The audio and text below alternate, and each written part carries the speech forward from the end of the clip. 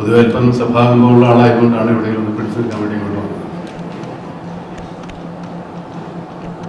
ഈ സാധാരണ മലയാളത്തിൽ സംഭവിക്കാത്തൊരു സായാഹ്നമാണ് നമുക്കിന്ന് ഇവിടെ ഉണ്ടായിരുന്നത്. ആന്തോളജി വിഭാഗത്തിൽ സിനിമകൾ അപൂർവമായിട്ടും ഉണ്ടാകും. പക്ഷെ നമുക്ക് ആരുടെ മുമ്പിലും ധൈര്യമായിട്ട് പറയാവുന്ന ഒരു ആന്തോളജി ആയിരിക്കും ഇത് മലയാള ഭാഷയെ സംബന്ധിച്ചിടത്തോളം. മനോരഥങ്ങൾ എഴുത്തുകാരൻ്റെ മനോരഥത്തിൽ കയറി പോകുന്നതാണ്, കാഴ്ചകളാണ് നമ്മൾ കാണുന്നത്. അതിനേക്കാളും വലിയ ചേർന്നൊരു പേരും ഉണ്ടാവാൻ സാധ്യത കുറവാണ്. എന്നെ സംബന്ധിച്ചിടത്തോളം ഞാൻ വളരെ വ്യക്തിപരമായിട്ട് MT ആയിട്ട് അടുപ്പമുള്ള ഒരാളാണ്. ഒരുപാട് കാര്യങ്ങൾ അതിനെപ്പറ്റി പറയാനുണ്ട്. പക്ഷേ അദ്ദേഹത്തിൻ്റെ ഒരു വളരെ പ്രത്യേകത എനിക്ക് ഇപ്പോഴും മനസ്സിലാകാത്തത്, അത്ഭുതപ്പെടുത്തുന്നത് അദ്ദേഹത്തിലുള്ള ചെറുപ്പമാണ്.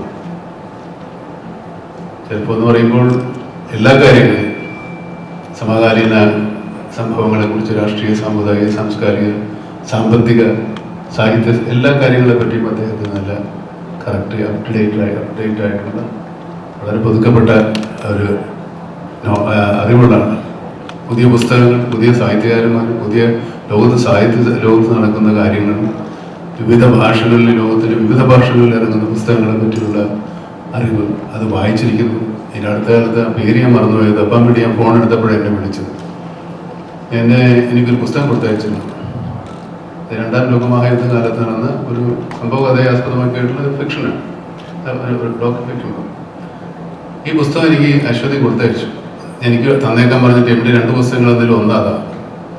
പക്ഷെ ഞാനത് വീട്ടിൽ കൊണ്ട് വെച്ചിരുന്നു. കുറെ കഴിഞ്ഞപ്പോൾ അത് എൻ്റെ മോളെടുത്ത് പൂർണ്ണമായിട്ടും വായിച്ചു. എന്നെ കൂടെ അത്ര വായിക്കുമ്പോൾ ഇത്രയുള്ള ബുക്കാണ്. അപ്പോൾ എൻ്റെ മോള് വായിച്ച് ഇഷ്ടപ്പെടുന്ന പുസ്തകങ്ങൾ വായിക്കുന്ന ആളാണ് അദ്ദേഹം. അപ്പോൾ ഞാനും അദ്ദേഹവും തമ്മിൽ വളരെ ദൂരമില്ലെങ്കിലും എൻ്റെ മോളും തമ്മിൽ ഒരുപാട് ദൂരമുണ്ട്. പക്ഷേ അവരറിയുന്ന സാഹിത്യ കാലത്ത് ജീവിക്കുന്ന ഒരാളാണ്. സാഹിത്യരംഗത്ത് എത്രത്തോളം അപ്ഡേറ്റഡ് ആണ്, എത്രത്തോളം തികച്ചും മുന്നോക്കി സഞ്ചരിക്കുന്ന ആൾ തന്നെയാണ് എനിക്ക്.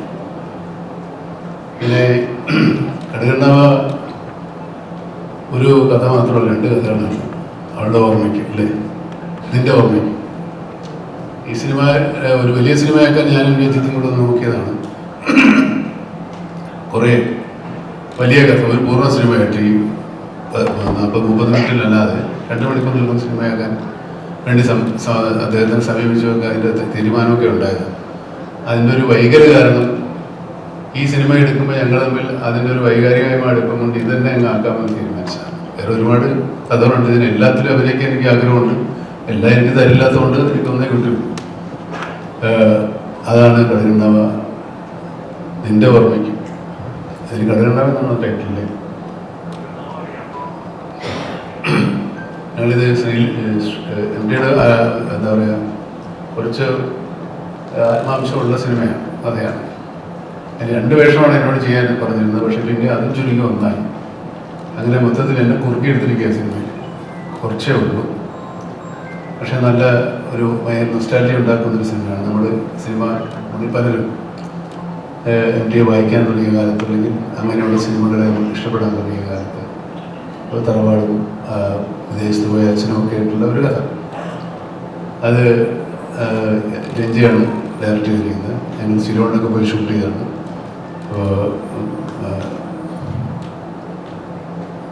മഹേഷ് പറഞ്ഞ പോലെ ഞങ്ങൾ ഫോറിലാണ് ഷൂട്ട് ചെയ്തത്. ഈ പടം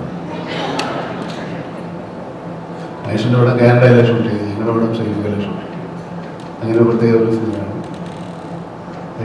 MTയെ സംബന്ധിച്ചിടത്തോളം അദ്ദേഹം ഈ സിനിമയ്ക്ക് അല്ലെങ്കിൽ ഈ തിരക്കഥയ്ക്ക് ഒരു സാഹിത്യ രൂപം ഉണ്ടായിരുന്നില്ല. തിരക്കഥയ്ക്ക് അങ്ങനെ വായനക്കാരുണ്ടായിരുന്നില്ല, ഒരു സാഹിത്യ രൂപം എന്നാണ്.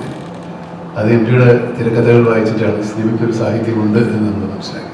അതിനുമുമ്പ് സിനിമ ഉണ്ടായിട്ടുണ്ട്, ലോകോത്തര തിരക്കഥകളൊക്കെ ഉണ്ടായിട്ടുണ്ടാവും. മലയാളത്തെ സംബന്ധിച്ചിടത്തോളം തിരക്കഥ അച്ചടിച്ച് MTയാണ് അതിൻ്റെ ഒരു ആരംഭക്കുറിച്ച് അച്ചടിച്ച് അത് സാഹിത്യ രൂപമായി പുറത്തിറങ്ങി. അതിന് പിൽക്കാലത്ത് സിനിമാ വിദ്യാർത്ഥികൾക്ക് എല്ലാവർക്കും ആ തിരക്കഥകൾ ഒരുപാട് ഉപകാരപ്പെടും. ഞാൻ MTയുടെ കഥകൾ വായിക്കുമ്പോൾ ഞാൻ തിരക്കഥയായിട്ടാണ് കാണുന്നത്. എനിക്ക് എഴുതാനൊന്നും പറ്റിയില്ല. അല്ലെങ്കിൽ ഏതെങ്കിലും ഒരു കഥാപാത്രമായിട്ട് മാറുന്നൊരു സ്വഭാവമൊക്കെ പണ്ടുപോലുണ്ട്, ഇപ്പോഴും അതൊക്കെ നോക്കുന്നുണ്ട്. ഈ അടുത്ത കാലത്ത് ഞാൻ അദ്ദേഹം തമ്മിൽ ഒരു ചെറിയ എന്താ പറയുക, ഒരു ഉടമ്പടി ഉണ്ടായിക്കൊണ്ട് 2 ചെറുകഥകൾ ഞാൻ വായിക്കാം എന്ന് വേണ്ടി അദ്ദേഹത്തിന് അഡ്വാൻസ് കൊടുത്തിട്ടുണ്ട്. അതായത് കഥ വായിക്കാൻ ഒരു കഥ ഒരു 10 പേജോ അല്ല 5 പേജോ 4 പേജോ ഉള്ള കഥ വായിച്ച് ഏതെങ്കിലും ഒരു TV-യിലോ അല്ലെങ്കിൽ ഒരു യൂട്യൂബിലോ കൊടുക്കാൻ വേണ്ടി വാങ്ങിച്ചാണ്. ഇതുവരെ നടന്നിട്ടില്ല. ഏതെങ്കിലും ഒരു കഥ എടുത്തോളം പറഞ്ഞു. എനിക്ക് തിരഞ്ഞെടുക്കാൻ പറ്റിയില്ലാത്തതുകൊണ്ടാണ് നീണ്ടു പോയത്. അതിൽ ഇത്രയൊക്കെ ആയി. ഇത് മലയാളത്തിൽ അതിസംരംഭം പോലെയാണ്. എനിക്ക് പ്രായം ആയിട്ടില്ല. എനിക്ക് 1 വർഷം കൂടെ ആയി. അത്രേ ഉള്ളൂ. എൻ്റെ ഹൃദയം നിറഞ്ഞ ജന്മദിനാശംസ. ആയുസ്സും ആരോഗ്യവും ഉണ്ടാവട്ടെ എന്ന് പ്രാർത്ഥിക്കുന്നു.